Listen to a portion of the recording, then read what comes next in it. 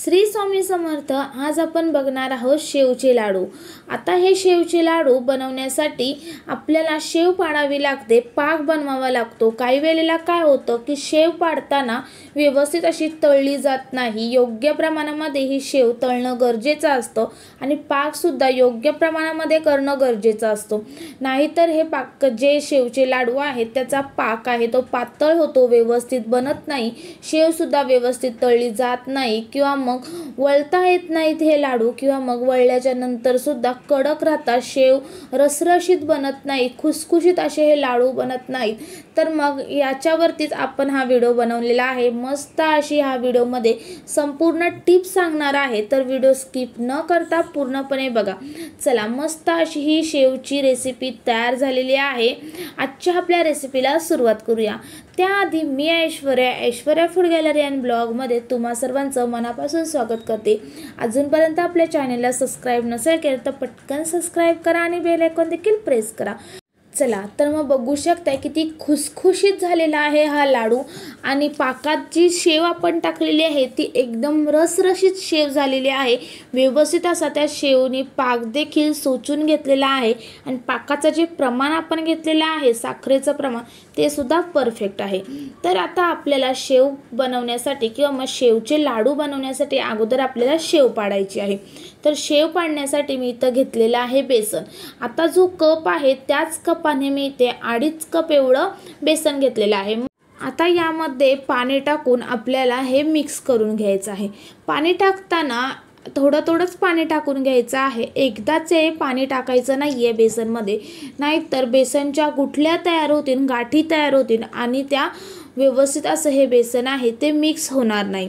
तर मग बघू शकता मी थोडं असं हे पाणी टाकत बेसन आहे ते मिक्स करून घेतलेलं आहे। आपण इथे 2.5 कप एवढं बेसन घेतलेलं, त्यासाठी मला 1.25 कप एवढं पाणी लागलेलं आहे। त्याच्यावरती आपल्याला हे बेसनामध्ये पाणी टाकायचं नाही आहे। तर मग तुम्ही बघू शकता इथं जे बेसन मिक्स केलेलं आहे त्याची कन्सिस्टन्सी इथपर्यंत आपल्याला हे जाडसर किंवा मग पातळसर पाहिजे आहे। आता आपण जो चकलीचा सोऱ्या असतो तो घ्यायचा आहे आणि जी शेव पाड्याचा साचा असतो बारीक आणि मोठा असतो त्यामधून मी बारीक साचा घेतलेला आहे।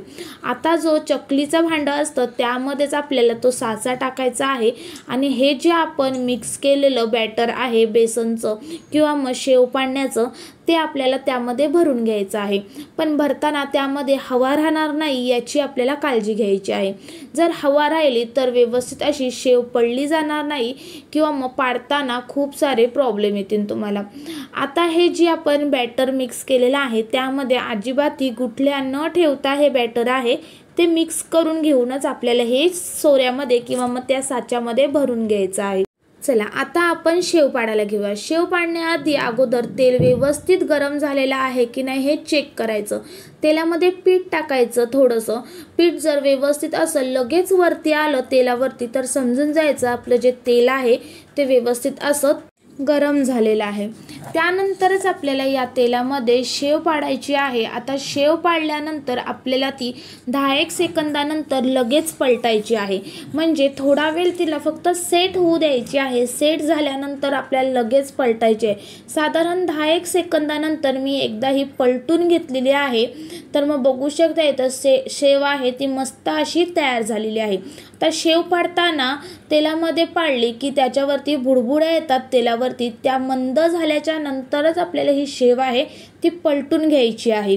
तर मग बघा इथे मी ही शेव आहे ती काढून घेतलेली आहे एका प्लेटमध्ये। आता ही जी शेव आहे ती थोडी नरम आहे।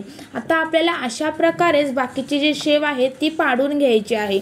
आता ह्या लाडवांसाठी आपल्याला शेव लागणार आहे ती रेग्युलर जशी शेव असते कडक त्याप्रमाणे आपल्याला ही शेव तळून घ्यायची नाहीये। वरून थोडीशी कडक झाली पाहिजे आणि आतून ही जी शेव आहे ती नरमच राहिली पाहिजे, म्हणजे शेव आपण जेव्हा पाकात टाकतो तेव्हा व्यवस्थित अशी रसरशीत तयार होईल आणि लाडू सुद्धा एकदम खुसखुशीत असा तयार होईल। चला, आता याच प्रकारे आपण जी बाकीची शेव आहे ती सुद्धा पाडून घेणार आहोत। शेव पाडताना ज्या टिप्स सांगितलेल्या आहेत त्या महत्त्वाच्या आहेत, त्या लक्षात ठेवूनच आपल्याला ही जी शेव आहे ती पाडून घ्यायची आहे। चला तर मग बघा, इथे मी संपूर्ण जे पीठ आपण घेतलेलं 2.5 कप त्यापासून एवढी इथं शेव तयार झालेली आहे। मस्त अशी ही शेव तळून तयार झालेली आहे। वरून थोडीशी कडक ठेवायची आहे आणि आतून मऊच राहिली पाहिजे ही शेव, पण व्यवस्थित आपल्याला मंद गॅसवरतीच ही शेव आहे ती तळून घ्यायची आहे। शेव आहे ती आपल्याला व्हिडिओमध्ये दाखवल्याप्रमाणे हातानेच याला कुस्करून घ्यायची आहे किंवा मग मोडून घ्यायची आहे। शेव तळताना आपल्याला मंद फ्लेमवरतीच तळून घ्यायची आहे, म्हणजे ती व्यवस्थित अशी वरून थोडी कडक आणि आतून मऊच राहते आणि व्यवस्थित अशी शिजली सुद्धा जाते, व्यवस्थित तळली सुद्धा जाते। मस्त अशी ही शेव इथं तयार झालेली आहे। आता याला आपण कुस्करून घेऊया किंवा मग मोडून घेऊया याला, आणि ज्या त्या पिठातल्या गाठी आहेत अशा प्रकारे व्हिडिओमध्ये दाखवल्याप्रमाणे त्या आपल्याला साईडला काढायच्या आहेत। फक्त आपल्याला शेवच घ्यायची आहे, त्यामध्ये ज्या गाठी तळल्या गेलेल्या आहेत त्या आपल्याला साईडला काढायच्या आहेत। तर मी इथं संपूर्ण जी शेव आहे ती मोडून घेतलेली आहे किंवा मग कुस्करून घेतलेली आहे। आता आपल्याला यामध्ये ड्रायफ्रूट टाकायचे आहेत, तर त्यासाठी मी इथं तडका पॅनमध्ये 1 चमचा एवढं तूप घेतलेलं आहे आणि थोडेसे इथं काजू, बदाम आणि मनुके चॉप करून घेतलेले आहेत, बारीक चिरून घेतलेले आहेत। ही जी स्टेप आहे किंवा मग ड्रायफ्रूट टाकणं पूर्णपणे ऑप्शनल आहे। तुम्हाला जर नको असेल किंवा मग आवडत नसेल तर पूर्णपणे तुम्ही स्किप करू शकताय।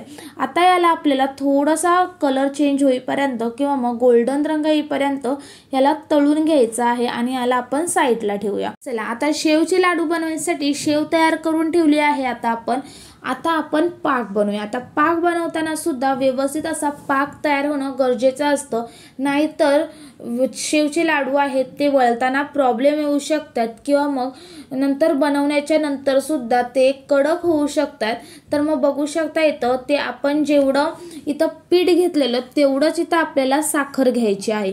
जर तुम्ही अर्धा किलोच्या प्रमाणामध्ये बनवत असाल तर ते अर्धा किलो बेसन आणि अर्धा किलो साखर असे आपल्याला हे प्रमाण घ्यायचं आहे। तर इथं आपण जेवढं साखर आहे ती बुडेल एवढं यामध्ये आपल्याला पाणी टाकायचं आहे आणि याचा 1 तारी पाक आपल्याला बनवून घ्यायचा आहे। आता इथे मी 2.5 कप एवढी साखर घेतलेली आहे आणि त्यामध्ये 1.25 कप एवढं पाणी टाकलेलं आहे आणि त्याला आता गॅसवरती ठेवून थोडंसं ही साखर आहे ती गरम झाल्याच्या नंतर आपल्याला ही ढवळून घ्यायची आहे, म्हणजे साखर आहे ती पटकन अशी वितळली जाते। त्यानंतर यामध्ये आपल्याला 1 चमचा एवढं विलायचीची पावडर टाकायची आहे।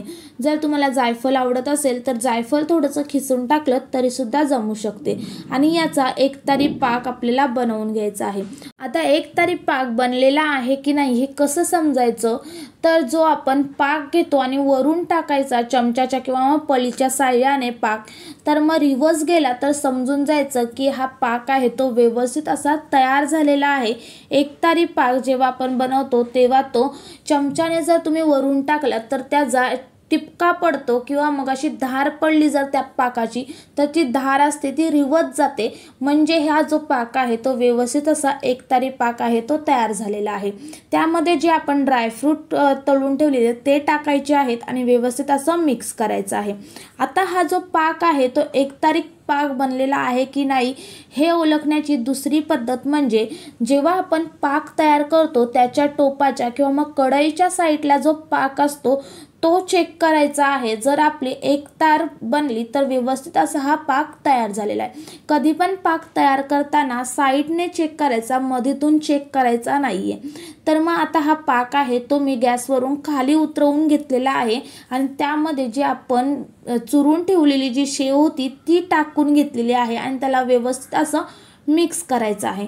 आता ह्याला रसरशीत शेव बनण्यासाठी आपल्याला हे थोडा वेळ झाकून ठेवायचं आहे।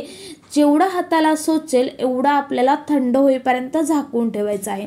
त्यानंतर आपल्याला याचं लाडू वळून घ्यायचे। तर मग चला इथे 10-15 मिनिटं झालेली आहे आणि हाताला सोचेल एवढं हे गार झालेलं आहे आणि व्यवस्थित अशी ही शेव आहे ती सुद्धा त्या पाकामध्ये मुरलेली आहे। एकदम रसरशीत अशी ही शेव तयार झालेली आहे।